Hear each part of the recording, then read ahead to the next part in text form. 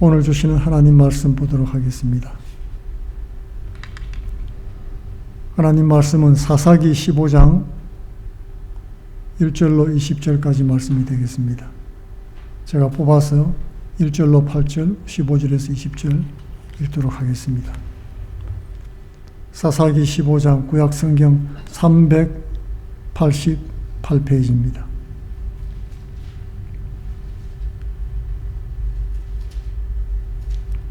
(1절로 8절) 먼저 읽겠습니다. 얼마 후 밀 거둘 때에 삼손이 염소 새끼를 가지고 그 아내에게로 찾아가서 가로되 내가 침실에 들어가 아내를 보고자 하노라. 장인이 들어오지 못하게 하고 가로되 네가 그를 심히 미워하는 줄로 내가 생각한 거로 그를 내 동무에게 주었노라. 그 동생이 그보다 더욱 아름답지 아니하냐. 청하노니 너는 그의 대신에 이를 취하라.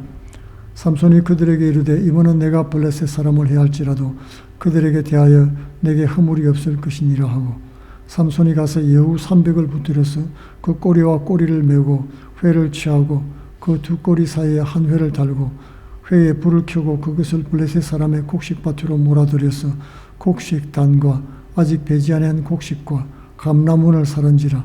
블레셋 사람이 가로되 누가 이 일을 행하였느냐. 혹이 대답하되 딥나 사람의 사위 삼손이니 장인이 삼손의 아내를 취하여 그 동무되었던 자에게 준 영혼이라.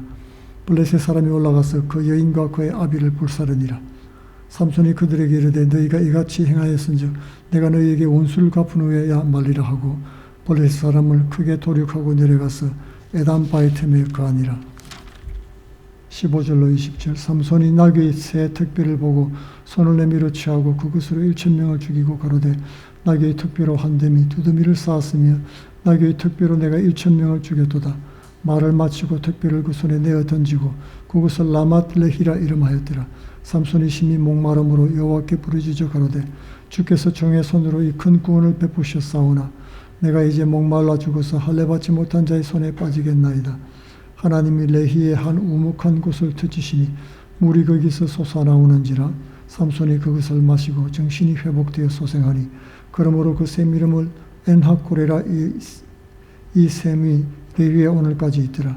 블레셋 사람의 때에 삼손이 이스라엘 사사로 20년을 지내었더라. 아멘. 이 본문 말씀으로 오늘은 부르짖은 자의 셈이란 제목으로 은혜 나누기를 원합니다. 은혜를 잘 깨닫지 못하는 그런 자신의 힘으로 살아가는 그런 사람들이 있지요.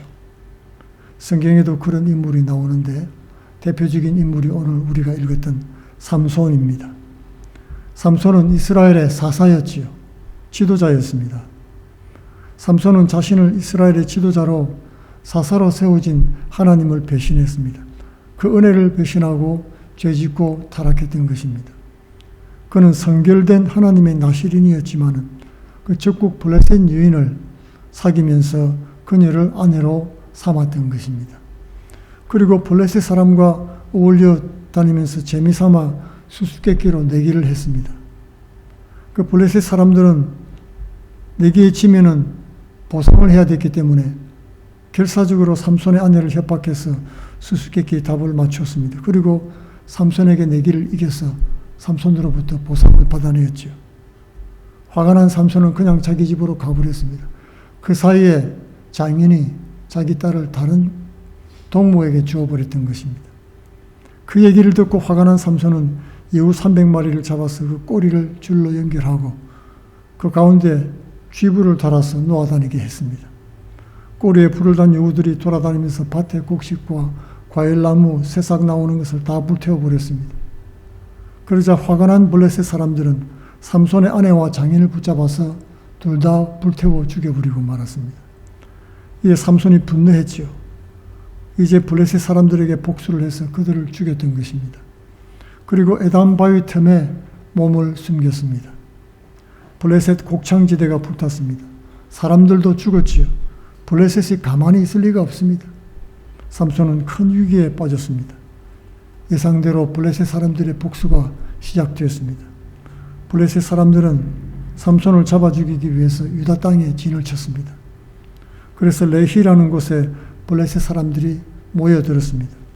갑작스럽게 블레셋 군대가 유다 땅에 집결하니까 유다인들이 놀라서 그들에게 물었습니다. 그러자 블레셋 사람들은 유다를 치러 온 것이 아니고 단지 삼손에게 복수하러 온 것이라고 말했던 것입니다. 개인적인 복수라는 말입니다. 그러나 삼손은 유다의 사사였지요. 지도자였습니다. 그리고 군대 장관 같은 인물이었던 것입니다. 블레셋은 삼손이 도전해오자 위협을 느끼고 그를 제거하러 왔던 것이었습니다. 그대로 뒀다가는 우리 나라의 위협이 되겠다. 전쟁이 일어나면 지겠다는 생각이 들었던 것입니다. 결코 개인적인 일이 될 수가 없었죠. 그런데 그 다음 절에 기가 막힌 장면을 우리가 보게 됩니다. 11절에 유다 사람 3,000명이 에담바이틈에 내려가서 삼손에게 이르되 너는 블레셋 사람이 우리를 다스리는 줄 알지 못하느냐? 내가 어찌하여 우리에게 이같이 행하였느냐? 삼손이 그들에게 이르되 그들이 내게 행한 대로 나도 그들에게 행하였노라. 그렇게 했습니다. 유다 사람 3,000명이 에담 바위에 내려가서 삼손을 원망했습니다. 그리고 그를 설득해서 블레셋 사람들에게 잡아서 넘기려는 그런 모습이었던 것입니다. 유다는 이스라엘의 대표격인 지파였지요. 그런데 지금 이들의 말과 행동이 너무나 기가 막힙니다. 블레셋이 이스라엘을 압제하고 다스리는 것을 당연하게 생각을 하는 것입니다. 그들을 두려워하고 있는 것입니다. 본문을 자세히 보면 200명도 아닙니다. 유다 사람 3,000명이 삼손을 설득해서 잡아서 죽음에 넘기러 온 것입니다. 이 정도 숫자라면 삼손이 아니라 블레셋과 싸워야 되지 않겠습니까?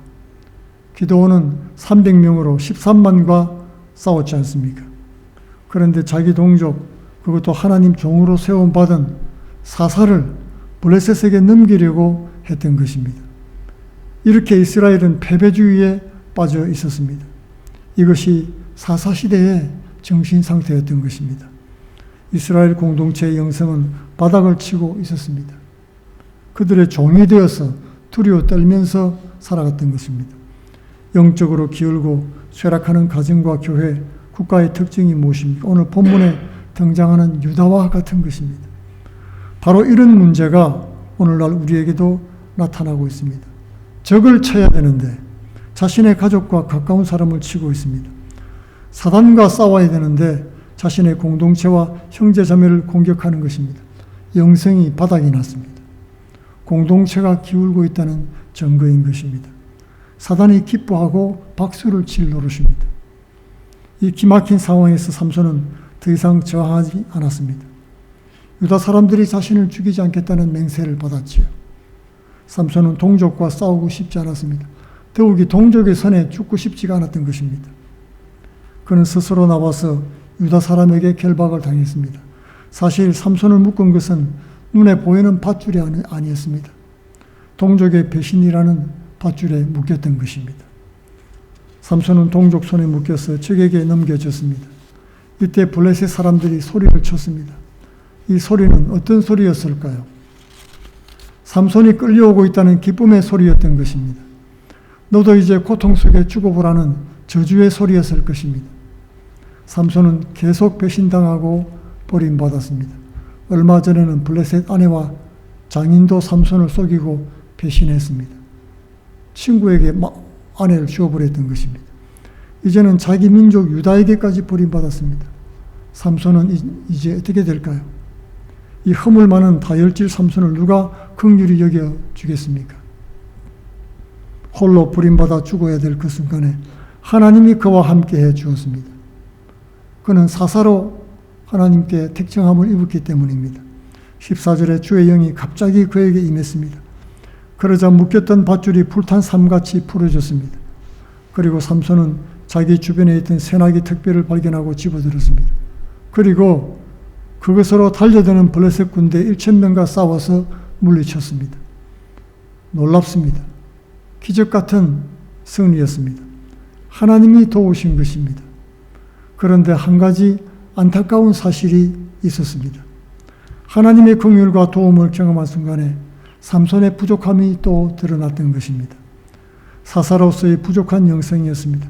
분명 하나님께서 구원하셨는데도 자신이 했다고 한 것입니다. 하나님이 하셨다고 고백하지도 않고 하나님을 찾고 감사하지도 않았습니다. 그저 내가 했다고 했던 것입니다. 17절에 이르되 나귀의 턱뼈로 한 두 더미를 쌓았으며 나귀의 턱뼈로 내가 1000명을 죽였도다 하니라 했습니다. 그렇게 자기 자랑을 하고 턱뼈를 내던져 버렸습니다. 그리고 그곳 이름을 라맛레히라고 불렀습니다. 턱뼈의 산이란 뜻입니다. 안타까운 모습입니다. 확실히 영성이 부족합니다. 턱뼈를 집어던지고 교만하게 그곳 이름을 지을 것이 아니었지요. 턱뼈를 내려놓고 무릎을 꿇고 하나님께 감사기도를 드려야 했던 것입니다. 그리고 그곳 지명도 턱뼈의 산이 아니라 은혜의 산과 같이 하나님의 구원에 은혜에 감사하는 이름을 지어야 했던 것입니다. 하나님이 이루신 역사 앞에서 자화자찬하고 자신의 공로를 높였던 것입니다. 삼손만 그런 것이 아닙니다. 바로 부끄러운 우리 자신의 모습일 수도 있습니다. 그때 삼손은 극심한 목마름을 느꼈습니다. 그제서야 삼손은 두려움을 느끼면서 하나님을 찾았습니다. 처음으로 하나님을 찾았던 것입니다. 18절로 그는 자기에게 일어난 일이 하나님이 하신 것을 비로소 고백했습니다. 긍휼을 베풀어 달라고 하나님 앞에 부르짖어 기도했던 것입니다. 삼손이 드디어 처음으로 간절히 하나님을 찾았습니다. 지금까지 삼손은 하나님을 배신했습니다. 죄짓고 베풀어준 은혜를 잊고 살았습니다. 나실인으로 부름받은 거룩함을 저버렸습니다. 블레셋 이방 여인을 취했습니다. 성령의 능력을 개인의 복수에 사용했습니다. 그뿐만이 아닙니다. 하나님이 레이에서 죽을 것을 구원해 주셨는데 그때도 교만하게 자랑하면서 감사하지도 않았습니다. 그랬던 삼손이 목말라 죽게 되자 하나님을 찾게 된 것입니다. 처음으로 간절하게 찾았습니다. 놀랍게도 하나님은 이런 삼손에게 다시 은혜를 베풀어 주신 것입니다. 왜냐하면 하나님께 택함받은 자손이기 때문입니다. 아무리 밉고 아무리 부족하고 아무리 내 마음에 들지 않아도 하나님의 백성은 하나님의 백성인 것입니다. 우리는 그 사실을 잊어버리면 안 됩니다. 우리 적이 아닙니다. 하나님은 그런 배반하며 자고하며 감사할 줄 모르며 자신만 하는 교만한 사람이었지만은 그 삼손을 구해 주었던 것입니다. 고난 중에 하나님을 찾고 부르짖을 때 응답해 주었습니다. 하나님은 자기 자녀들이 자신의 연약함을 깨닫게 되기를 원하십니다. 하나님을 찾고 부르짖고 그 앞에 나오기를 간절히 원하시는 것입니다. 스스로 힘으로 살아가다가 좌절하고 멸망당하기를 원치 않으십니다.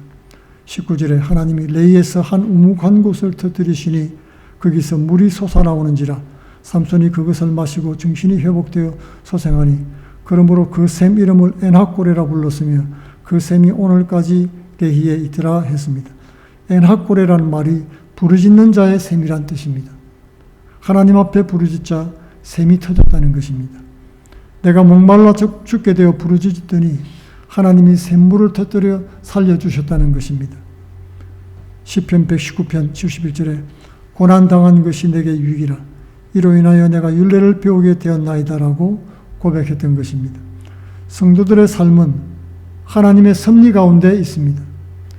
하나님은 우리를 삼손같이 사명자로 불러주셨습니다. 하나님은 우리가 무엇을 하든지 항상 구하며 찾고 부르짖고 두드리면서 주께 나오고 주와 함께 동행하며 살아가기를 원하시는 것입니다. 우리가 반드시 기억할 것은 레히의 우묵한 곳에 물이 터지기 전에 삼손의 기도가 먼저 터졌다는 사실입니다. 하나님이 주신 힘을 자신의 것으로 믿고 하나님께 영광도 안 돌리고 감사하지도 않던 삼손이 고난 가운데 비로소 구원의 하나님이 있다는 사실을 깨닫게 된 것입니다. 그러므로 성도는 작은 일이나 큰 일이나 범사에 하나님을 인정하고 감사드리고 구하고 찾고 두드리며 부르짖고 기도해야 되는 것입니다.